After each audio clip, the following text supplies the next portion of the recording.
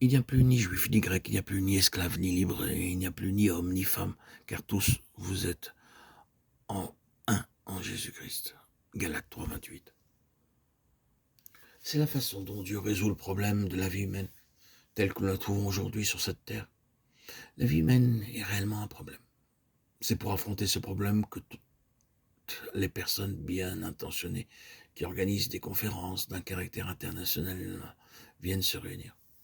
Autour d'une table, vous convoquez ceux qui font partie de la conférence et vous avez vos représentants des différentes nations de la Terre, de l'Est, de l'Ouest, du Nord, du Sud.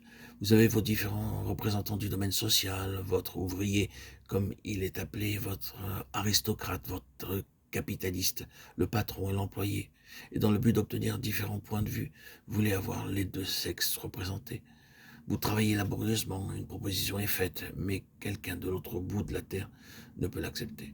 Elle ne convient pas à leur genre de vie, à ceux à qui accourt dans sa nation.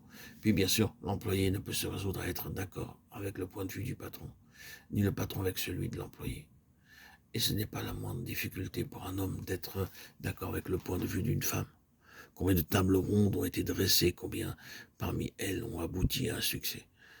La chose étonnante est la façon dont les hommes persistent à tenir des conférences. Tout au long de notre vie, les hommes ont tenu des conférences. Et quel est le résultat? Chacun y va et puis c'est l'impasse. Mais ils en auront une autre. Et ils continueront jusqu'à la fin d'essayer de résoudre le problème de la vie humaine sur ce niveau-là de la discussion d'une conférence.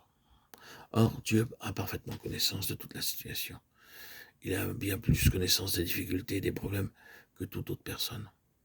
De son point de vue, il y a beaucoup plus de facteurs et de traits caractéristiques dans toute la situation que ceux qui ont été manifestés aux hommes. Mais il a une solution infaillible, une solution qui a pleinement fait ses preuves partout où elle a été reçue.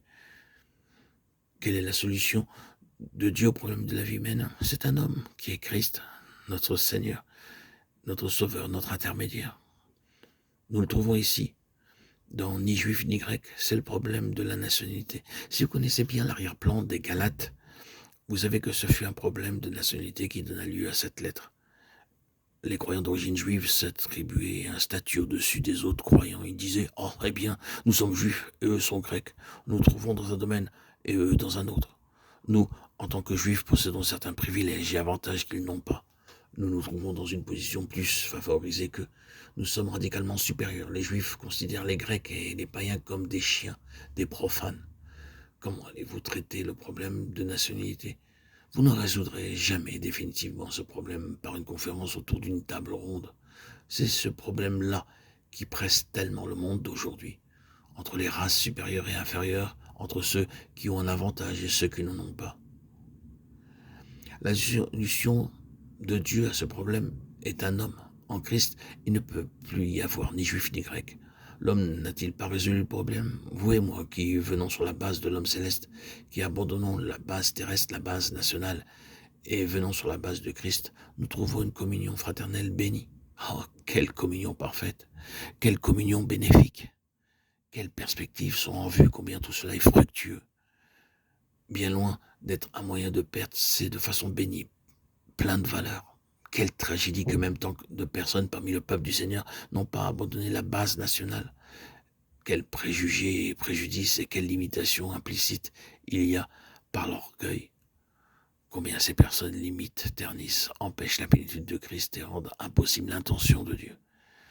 Quittez cette base-là pour vous mettre sur celle de l'homme céleste de Dieu, où il ne peut y avoir ni juif ni grec et où le problème national, comme faisant partie du problème humain, est enfin résolu.